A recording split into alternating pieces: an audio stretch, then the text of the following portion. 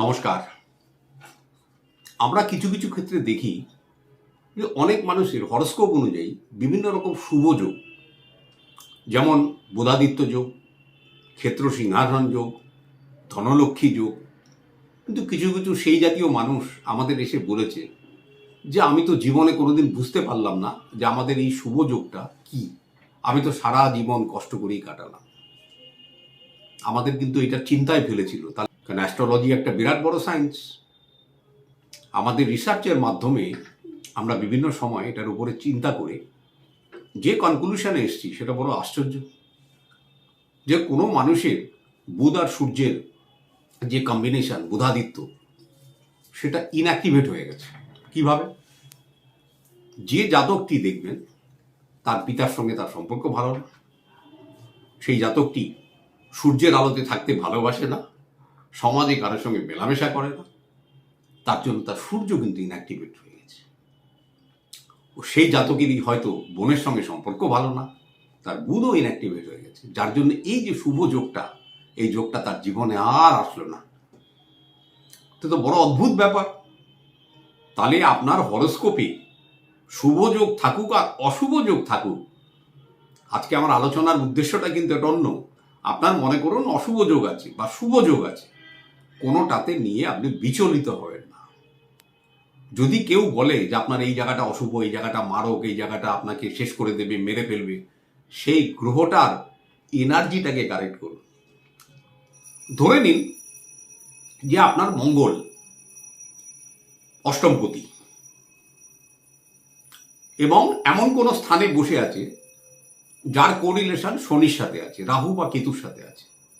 তো মঙ্গল তো মারক, আপনাকে তো খেয়ে ফেলবে, তাই তো? সেই স্থানে মঙ্গলের এনার্জিকে বেশি শরীরে ধারণ করবেন না। একটা গোল্ডেন রুল শুনে রাখুন। মঙ্গলের এনার্জি কি? লাল জিনিস, লাল বস্ত্র ইত্যাদি। তো এই জাতীয় জিনিস শরীরে ধারণ করবেন না, না কোনো পলা। কি করবেন?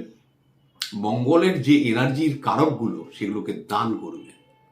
কাউকে লাল বস্ত্র দান করুন, কাউকে লাল ফুল যদি দিতে হয় কাউকে দিন। মন্দিরে পারলে ইট, জানেন তো, ইট গঙ্গা জল দিয়ে ধুয়ে কোনো মন্দিরে গিয়ে রেখে আসুন, চুপচাপ রেখে আসুন। এটা রাত্রের দিকে করবেন, নাহলে অযথা 10টা লোক দেখবে।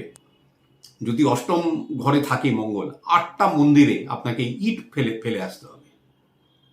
অতঃপর সূর্যদেবকে যখন জল দান করবেন, তাতে যদি লাল ফুল দিয়ে বা লাল কুমকুম দিয়েও জল দান করেন, সেটা দান হলো।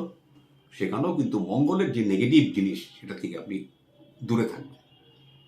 এইভাবে, এটা জাস্ট একটা উদাহরণ দিলাম। শুধুমাত্র হরস্কোপ দেখে একটা কনক্লুশনে আসবেন না। আপনার হরস্কোপে হয়তো অনেক কিছু ভালো থাকতে পারে, কিন্তু জীবনে আপনি পাচ্ছেন না।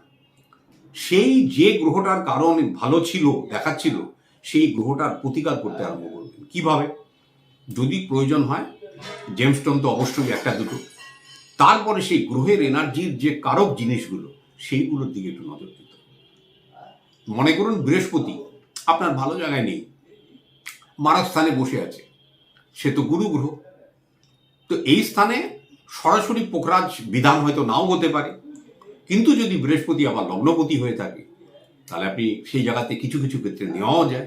আর গুরু গ্রহ হওয়ার কারণে আপনার মারকতা কিন্তু সে প্রকাশ করে না, এটা কিন্তু মনে রাখবেন। বৃহস্পতি যদি মনে করুন কারো মারক স্থানে আছে, একটু হলুদ জলে চান করুন না, একটু কাঁচা হলুদ খান, একটা ছোট হলুদের টুকরো সঙ্গে রাখুন, একটু হলুদ শেডের জামা কাপড় ব্যবহার করুন, একটু গুরু তার চরণে একটু হাত দিয়ে প্রণাম করার চেষ্টা করুন। জীবনে একজন গুরুকে ধরবেন, কাউকে না পেলে ভগবান শিবশঙ্কর, তাকে একটা গুরু বানিয়ে নিয়ে চুপচাপ চলুন। শাস্ত্র অধ্যয়ন করুন, যে বইগুলো পড়বেন সেগুলোর মধ্যে শিক্ষামূলক জিনিসকে প্রাধান্য দেবেন, তাহলে আপনার বৃহস্পতি উন্নতি হয়ে যাবে। এবার বৃহস্পতি উন্নত হয়ে গেলে আপনার বৃহস্পতি যদি খারাপ জায়গাতেও থাকে, তার সুপ্রভাবগুলো আপনাকে দিতে থাকে। কি অদ্ভুত দেখুন কোরিলেশন।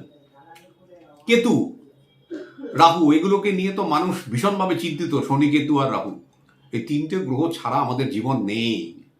তার জন্য আমাদের অ্যাস্ট্রোলজির ক্ষেত্রেও বিধান দিতে গিয়ে 10 রকম চিন্তা করতে হচ্ছে। আমরা রাহু কেতুর তো প্রতিকার দেবই না।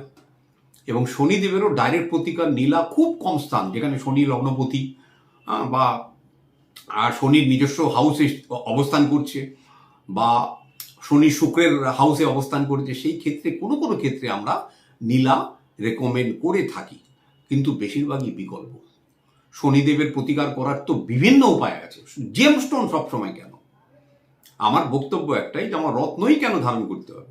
লাপিস লাজুলি বলে একটা স্টোন আছে, অনেক কম দাম, শনিদেবের প্রতিকার হয় না? হয়। শনিদেবের সবচেয়ে বড় প্রতিকার কি জানেন? অন্ধ মানুষের হাত ধরুন না, কোনটা পছন্দ লাগছে? দেখো না, হাতে দাও না তুমি, অসম্মান করবেন না। দেখো দেখো দাও। নিজের পায়ের যত্ন নিন, শনি ভালো থাকবে। মুখের যত্ন নিলে শুক্র ভালো থাকবে। আপনার যখন দেখবেন কোনো গ্রহ খারাপ হবে না, সেই গ্রহের আচরণগুলো আপনার মধ্যে খারাপ হয়ে যাবে। এটা বিশদভাবে একটা অন্য ভিডিওতে আমরা আলোচনা করব। কারণ যদি মনে করেন পিতার সঙ্গে সম্পর্ক ভালো না থাকে, দেখবেন রবি খারাপ হবে। মায়ের সঙ্গে ভালো না থাকলে চন্দ্র খারাপ হবে। ভাইয়ের সঙ্গে সম্পর্ক খারাপ থাকলে মঙ্গল খারাপ হবে। বোনের সঙ্গে সম্পর্ক খারাপ থাকলে অবশ্যই বুধ খারাপ হবে। আবার গুরুকে অসম্মান করলে বৃহস্পতি খারাপ হয়। স্ত্রীকে অসম্মান করলে শুক্র খারাপ হয়। সুইপার বা ঘরে মানে যারা কাজ করে তাদেরকে অসম্মান করলে রাহু কেতু শনি সবই খারাপ হয়। রাস্তার কুকুরদের কোনোদিনও হিট করবেন না পেছনে, কোনোদিন করবেন না। কুকুরকে দেখলে দূর দূর দূর দূর বেরো বেরো, কোনোদিন করবেন না, কেতু খারাপ হয়ে যাবে।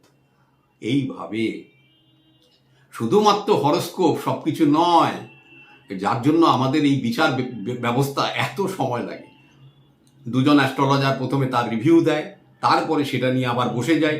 তারা কেউ কেউ বলছে এই রত্ন নিন, ওই রত্ন নিন, সেটা আমাদের যদিও অ্যাস্ট্রোলজাররা কমই বলে এসব। তারপরে সেটাকে রিভিউ করে আমরা দেখি যে কোন রত্নটায় দুটো তিনটে প্ল্যানেটকে কাভার করে। যেমন একটা ফিরোজা, তারপর সেরকমই সুলেমানি হাকিক দুটো তিনটে প্ল্যানেটকে কভার করে এবং দামও কম। মানুষ তো নিতে পারে না, তাতে দেবটা কি তাকে? কাউকে পোখরাজ চট করে আমরা বলি না, নীলম কাউকে বলি না, রুবি চট করে কাউকে বলি না, পান্না। সবেরই তো বিকল্প রাস্তা আছে, তো যাবো কেন সেই রাস্তায়? এইমাত্র একজন বাংলাদেশি ভদ্রলোক জাস্ট আধ ঘন্টা হলো তার কিছু রেমেডি আমার থেকে নিয়ে গেলেন। একটা বিশ্বাস আছে, তাই জন্য তো আজকে আমাদের এই চ্যানেলটা কোথায় চলে গেছে, মানে ইন্টারন্যাশনাল লেভেলে। এমনি এমনি তো আর যায়নি, এই আপনাদের একটা আশীর্বাদ ছিল বলেই তো আমরা বড় হতে পেরেছি। চেষ্টা করব আমাদের এই মনোভাব যেন আগামী পর্বে আরও ভালো হয়, আরও মানুষের উপকারে আমরা লাগতে পারি, সবার কল্যাণ করতে পারি। নমস্কার, সবাই ভালো থাকবেন।